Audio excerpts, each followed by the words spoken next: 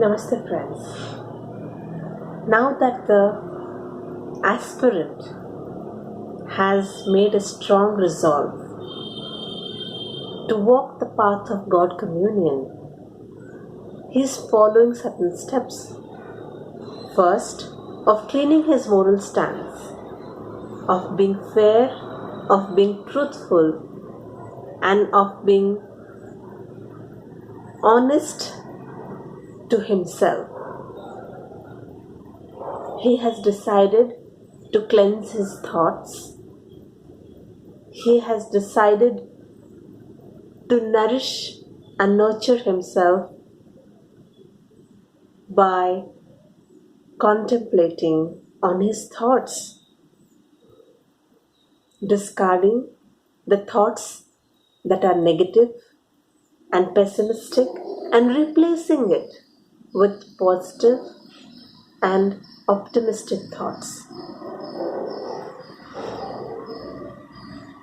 Then he also realizes the importance of attaining physical health, not as a weapon or instrument for attaining beauty, but as preserving the instrument which will contain the soul. Because a healthy body can only contain a soul and go through this arduous path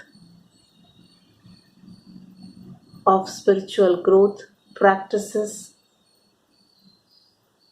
So, the importance of having a strong body cannot be stressed less in this whole process.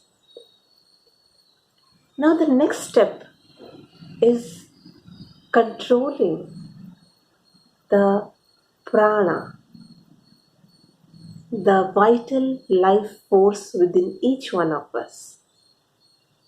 And the practice of pranayama is very important in controlling it, in knowing the right technique can go a long way in cleansing the dirt and debris that we have accumulated from janmas and present life.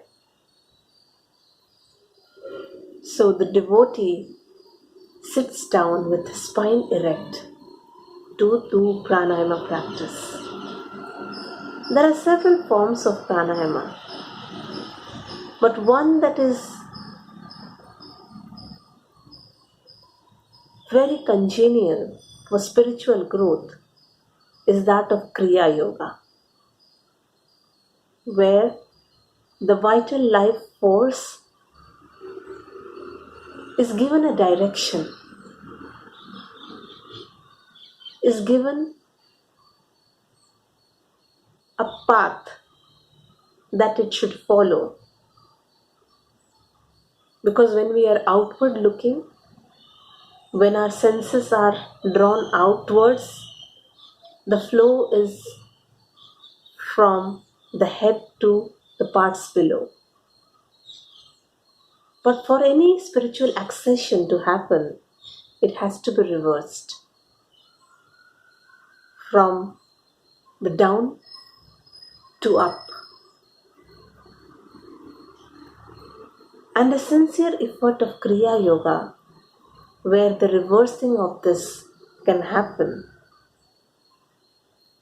could be adopted by the aspirant for attaining speedy progress in this path.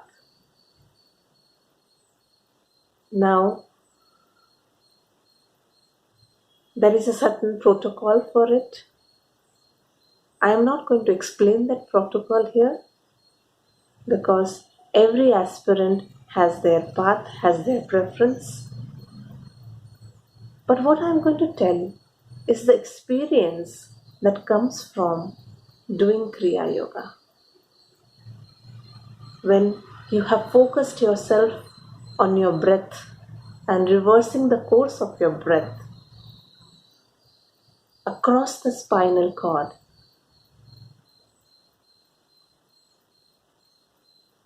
The initial experiences of the thought getting restless, of pulling you to the outward.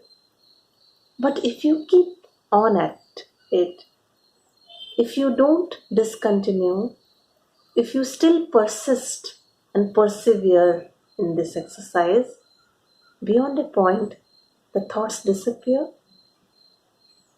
and you sense a feeling of bliss, a feeling of happiness that you might have not experienced in satisfying worldly pleasure.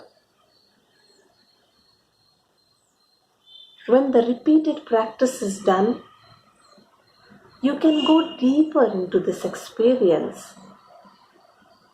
And each aspirant's experience is unique. You cannot replicate it for one's experience for the other. But I hope and pray that all my aspirant brothers and sisters make a sincere effort to experience this, because that will only strengthen their resolve to keep going on.